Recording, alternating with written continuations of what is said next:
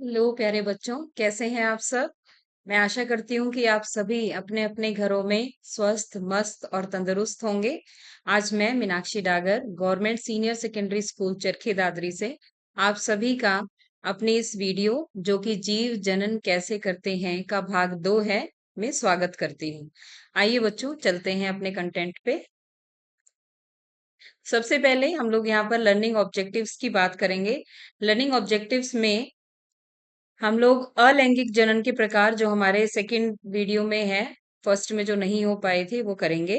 लैंगिक प्रजनन की बात करेंगे जिसे सेक्सुअल रिप्रोडक्शन बोला जाता है। पुष्पी पौधों में लैंगिक जनन देखेंगे जिसके अंदर पुंकेसर, स्त्री केसर, परागन, निषेचन, दोहरा निषेचन, इन टॉपिक्स पर बात करेंगे। तो आइए चलते हैं। सबसे पहले मैं आपसे एक प्रश्न पूछना चाहूंगी कि प्लेनेरिया जिसका जिक्र हम लोगों ने अपने पिछले पार्ट में किया था, एक फ्लैट वॉर्म जैसा होता है। इसकी तरह यदि छिपकली को आधा काट दिया जाए तो दोनों भागों का क्या होगा। क्या आप सोच सकते हैं बच्चों क्या होगा। आप सभी ने अपने घरों में छिपकली को देखा होगा।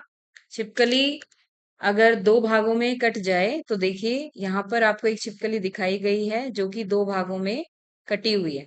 इसमें ये पूछना चाह रहे हैं कि क्या प्लेनेरिया की तरह छिपकली के अंदर भी रीजनरेशन या पुनर्जनन हो सकता है।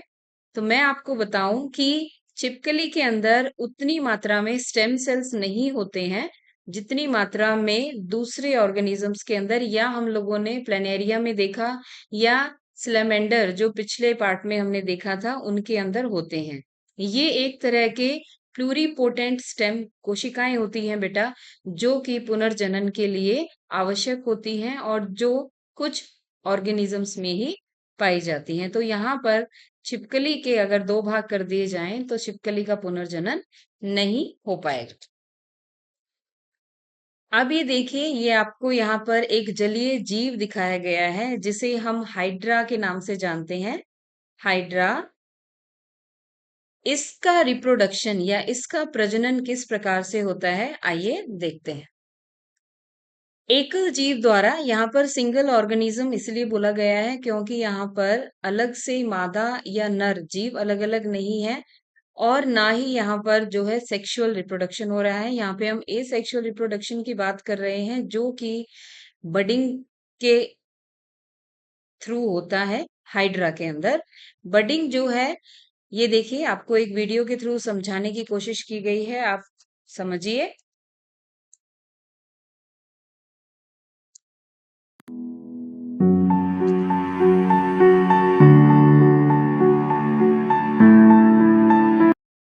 यहाँ पर आप देख पा रहे होंगे हाइड्रा का जो पूरी बॉडी है, हाइड्रा की बॉडी में से ही एक बर्ड निकलती है जिसे आप कली कह सकते हैं, और कंप्लीट हाइड्रा में कन्वर्ट हो जाती है अलग से एक ऑर्गेनिज्म। ये देखिए यहाँ पे हम लोग हमें दिखाई दे रहा है, और ये ऑर्गेनिज्म या तो इसी में ही लगा रहता है या फिर अलग से ग्रो करता है। तो ये जो टाइप है एसेक्सुअल रिप्रोडक्शन की या अलैंगिक जनन की, इसे मुकुलन कहा जाता है, और ये खमीर और हाइड्रा जैसे कुछ जलीय जीवों में दिखाई देता है। अब यहाँ पर एक प्रश्न उठता है, जैसे हमने हाइड्रा के अंदर देखा कि हाइड्रा जो है एक बर्ड निकालता है और फिर रिप्रोडक्शन करता है। क्या हाइड्रा के अंदर इनमें से कोई चीज भी पॉसिबल है? क्या ये जो एसेक्सुअल टाइप के रिप्रोडक्शन की टाइप्स हमने पढ़ी थी, क्या इनके अंदर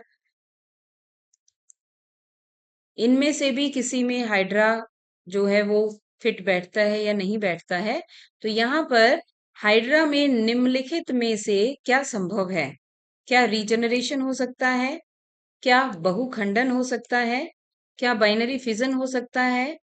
या हम कहें कि फ्रेगमेंटेशन हो सकता है? तो यहाँ पर इसका आंसर रहेगा पुनर्जनन। हाइड्रा जो है बडिंग के थ्रू भी रिप्रोड्यूस करता है और पुनर्जनन भी करता है। आइए इसे अगले चित्र में समझते हैं। जैसे ही आप लोगों ने प्लेनेरिया के अंदर देखा, प्लेनेरिया को अगर 3 भागों में हमने बाँटा था, यहाँ पर 2 में दिखाया गया है, तो वो कंप्लीट ऑर्गेनिज्म में ग्रो कर जाता है। ऐसे ही हाइड्रा और स्टारफिश को दिखाया गया है कि हाइड्रा और स्टारफिश को भी अगर हम बीच में से काटें या कोई भी भाग काटें, तो ये भी क्या कर जाते हैं, फुली ग्रो कर जाते हैं। यानी यहाँ पर भी रीजनरेशन जो है वो पॉसिबल है। इसका मतलब कि हाइड्रा के अंदर भी ऐसे स्टेम सेल्स पाए जाते हैं जो पुनर्जनन में उनकी हेल्प करते हैं। आगे देखिए बच्चों, आप लोगों ने ऐसा कहीं किसी बाग में या पौधे के ऊपर या किसी पेड़ के ऊपर किसी माली को या जो लोग इस चीज के शौकीन होते हैं पेड़ पौधे लगाने के, उन्हें देखा होगा।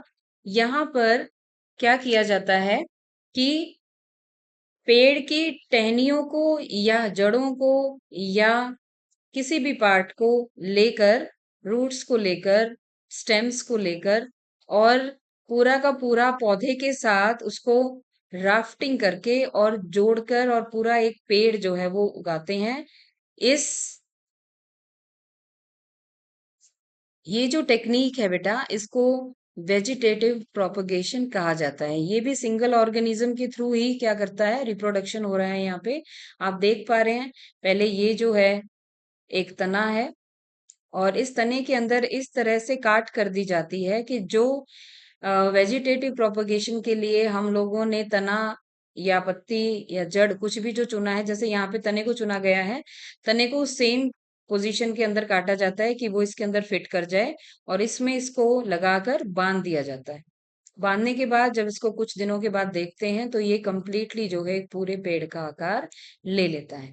तो इसको कायिक प्रवर्धन कहा जाता है और ये तना, पत्तियां, जड़ें या विशेष संरचनाओं में से इसको उत्पन्न किया जाता है और इजीली जो है वेजिटेटिव प्रोपगेशन के थ्रू एक नया पौधा बनकर तैयार हो जाता है। अब ये जो वेजिटेटिव प्रोपगेशन है, ये किन विधियों से होता है, उन विधियों के बारे में हम लोग पढ़ेंगे। उस विधि में जैसे आप यहाँ पे देख पा रहे हैं, पोथोस का पौधा है, इसको पानी के अंदर जो है डाला गया है। जैसे मनी प्लांट आप लोगों ने घर में भी देखा होगा, मनी प्लांट जो है पानी के अंदर डालते हैं और पानी के अंदर ही वो जो है इजीली ग्रो कर जाता है। ऐसे ही हम लोग अगर यहाँ पर आलू की बात करें, तो हम सभी ने अपने घरों में आलू को देखा होगा। आलू जो है वो इस तरह से ग्रो करना शुरू कर देता है और अगर हम इसको इसी हिस्से को काट कर और अगर मिट्टी के अंदर लगाएं तो ये एक अलग से पौधे के रूप में पनपता है। ऐसे ही अगर हम ब्रायोफिलम की बात करें तो ब्रायोफिलम पौधे के अंदर मदर प्लांट इस तरह से अपने छोटे-छोटे जो है आप कह सकते हैं अपने ही जैसे छोटे-छोटे पौधे जो हैं इनके ऊपर आ जाते हैं और इनको अगर हम सॉइल के अंदर डालते हैं तो ये कंप्लीटली बहुत ही सुंदर पौधा जो है वो उग जाता है। तो ये जो है वेजिटेटिव प्रोपगेशन के थ्रू ही हो पाता है और ये वेजिटेटिव प्रोपगेशन जो है वो प्राकृतिक विधियों के द्वारा कैसे पॉसिबल होता है, आइए देखते हैं। जड़ द्वारा जैसे कि डहलिया और शकरकंद में, तनों द्वारा अदरक और आलू के अंदर, पत्तियों द्वारा यानी ब्रायोफिलम की पत्तियों की कलिकाएं जो बनती हैं उसके द्वारा भी इजीली वेजिटेटिव प्रोपगेशन दिखाया जा सकता है। अब अगर हम बात करें कि इसकी इम्पोर्टेंस क्या है, क्या जरूरत है वेजिटेटिव प्रोपगेशन करने की, तो ये इसकी कुछ महत्व है कि कायिक प्रवर्धन के लाभ क्या-क्या हैं। आगे अलग टाइप का एक एसेक्सुअल रिप्रोडक्शन हम लोग देखेंगे जिसे बीजाणु समासंग कहा जाता है, स्पोर फॉर्मेशन। देखिए, आपको यहाँ पर एक ब्रेड का टुकड़ा दिख रहा होगा जिसमें फंगस लग जाती है और ये एक प्लांट है जो कि मैदान में देखने को मिलता है कई बार, जो कि हवा से पूरा का पूरा छोटे-छोटे जो स्पोर्स हैं ये हवा से उड़ जाते हैं, वहां पे इजीली क्या कर लेते हैं, ग्रो कर जाते हैं। तो ये ज्यादातर कवक में यानी फंजाई में, शैवाल, एल्गी के अंदर देखा जाता है। बहुत ही छोटे छोटे स्पोर्स होते हैं जिन्हें बीजाणु कहा जाता है और ये हवा के द्वारा या पानी के द्वारा एक जगह से दूसरी जगह बहुत हल्के होने के कारण चले जाते हैं और इजीली ग्रो कर जाते हैं पूरे एक ऑर्गेनिज्म के अंदर। आगे देखिए, यहाँ पर एक आपको चित्र दिख रहा होगा कि किस तरह से फ्लावर्स के अंदर रिप्रोडक्शन हो रहा है और किस तरह से रिप्रोडक्शन होके और फ्रूट से कैसे बीज बन रहा है, और ऐसे ही किस तरह से फीमेल और मेल गैमेट्स के साथ या अंगों के कारण एक जीव का जनन हो रहा है। इस टाइप का जो जनन होता है जिसमें कि मेल और फीमेल युग्मक की जरूरत पड़ती है एक जीव को पैदा करने के लिए, या एक एक अलग से पौधे को पनपाने के लिए, इस तरह के जो जनन होते हैं उसे सेक्सुअल रिप्रोडक्शन बोला जाता है। आइए इसके बारे में बात करते हैं। अभी हम सिर्फ पौधों के अंदर किस तरह से लैंगिक जनन होता है यही टॉपिक यहाँ पे कवर करेंगे। ये देखिए बच्चों, फूल किससे अच्छे नहीं लगते, आप सभी ने भी बहुत सुंदर सुंदर फूल देखे होंगे, और देखने के साथ साथ आपने ये पार्ट्स भी महसूस किए किए होंगे। अगर आप लोगों ने नहीं किए हैं अभी तक, तो आपसे आशा करती हूँ कि आप अब जब भी बाहर जाएंगे एक बार एक ही फूल को देखें और उसके इन पार्ट्स को महसूस करें। ये देखिए, इन्हीं पार्ट्स के बारे में हम आगे अपनी स्लाइड्स के अंदर पढ़ेंगे। पुष्पी पौधे में लैंगिक जनन। अब आप यहाँ पर एक फ्लावर देख रहे हैं। इस फ्लावर के अंदर, ये देखिए, इस फ्लावर के अंदर एक आप देख रहे हैं स्त्री केसर और दूसरा आप देख रहे हैं पुंकेसर। ये दोनों पार्ट मेल और फीमेल पार्ट्स होते हैं किसी भी फ्लावर में। स्त्री केसर के अंदर स्टिग्मा आता है, वर्तिका स्टाइल जिसे बोला जाता है, और अंडाशय जिसे आप ओवरी कहते हैं, और पुंकेसर के अंदर पराग कोश आता है जिसे एंथर कहा जाता है, तंतु आते हैं जिसे फिलामेंट्स बोला जाता है। आइए देखते हैं कि ये लैंगिक जनन किस प्रकार करते हैं। सबसे पहले हम लोग नर युग्मक की बात करेंगे। पुंकेसर स्टेमन बोलते हैं। ये देखिए, एक ही पौधा आपको दिखाया गया है, एक ही पौधे का एक ही फूल दिखाया गया है, जिसमें ये परागकोश है और ये क्या है, तंतु। ठीक है, ये है पुंकेसर, और ये है स्त्री केसर। स्त्री केसर के अंदर वर्तिकाग्र यानी स्टिग्मा, ऊपर वाला पार्ट, उसके बाद स्टाइल यानी नीचे वाला पार्ट जिसे वर्तिका बोला जाता है, और एक होता है अंडाशय जहां पर ये लैंगिक जनन कंप्लीट होता है। पुष्पी पौधे में लैंगिक जनन किस तरह से होता है, आइए। ये दो तरह से होता है बेटा। कई पौधे आपने ऐसे देखे होंगे जिसमें मेल पौधा अलग और फीमेल पौधा अलग होता है, या आप कह सकते हैं कि एक ही पौधे के अंदर स्त्री केसर और पुंकेसर का होना नहीं पाया जाता। ऐसे में उसको एक लिंगी या यूनिसेक्सुअल कहा जाता है, जैसे पपीता और तरबूज। कई पौधे ऐसे होते हैं जिनके अंदर पुंकेसर और स्त्री केसर दोनों ही पार्ट्स पाए जाते हैं, जिन्हें हम उभयलिंगी या बायसेक्सुअल कहते हैं, जैसे कि गुड़हल और सरसों के फ्लावर्स आपने देखे होंगे। आइए इसको थोड़ा सा और इलेबोरेशन में पढ़ते हैं, थोड़ा और एक्सप्लेन करते हैं। यहाँ पे क्या होता है, जैसे यहाँ पे ये फ्लावर दिखाया गया है आपको, जिसमें कि पुंकेसर और स्त्री केसर दोनों ही तरह के पार्ट्स पाए जाते हैं, यानी कि ये अपने आप में कंप्लीट लैंगिक जनन करने में सक्षम है। यहाँ से परागकोश जो है, पोलन ग्रेन्स यानी पराग बोला जाता है जिनको, पोलन ग्रेन्स को स्टिग्मा तक पहुंचाना जाते हैं। स्टिग्मा जो है स्टाइल के थ्रू उसको कहाँ पे लेके आता है, ओवरी में लेके आता है। और अगर ये पार्ट्स ना हो, ये कंप्लीटली फीमेल पार्ट को डिस्क्राइब कर रहे हैं और ये कंप्लीटली मेल पार्ट को डिस्क्राइब कर रहे हैं। अब हम परागन यानी पॉलिनेशन की बात करेंगे। पॉलिनेशन जो है वो दो तरह का होगा। आइए उससे पहले एक वीडियो हम लोग देखते हैं। ये देखिए, ये एक फ्लावर दिख रहा है जिसमें आपको मेल और फीमेल पार्ट्स दोनों दिखाई दे रहे हैं। यहाँ पे ये फीमेल पार्ट का ओवरी दिखाया गया है, जिसमें किस तरह से जनन होता है ये वो दिखाएगा। इसमें ये देखिए मल्टीप्लाई कर रहा है, विभाजन हो रहा है, 1 से 2, 2 से 4, किस तरह से ये डिवाइड हुए। अब ये दिखाएगा आपको यहाँ से जो है ये पोलन ग्रेन्स हैं बहुत छोटे छोटे से, और ये स्टिग्मा पे जाते हैं। स्टिग्मा के थ्रू ये स्टाइल के में से होते हुए और कहाँ पहुंचते हैं, ओवरी में पहुंचते हैं। ओवरी में जाकर ये क्या करते हैं, मल्टीप्लाई करते हैं। ये एक मेल पार्ट था और अंदर ओवरी में फीमेल पार्ट प्रेजेंट है, जो दोनों जाकर और फिर एक तरह से जनन करते हैं। आगे हम पढ़ेंगे निषेचन के बारे में।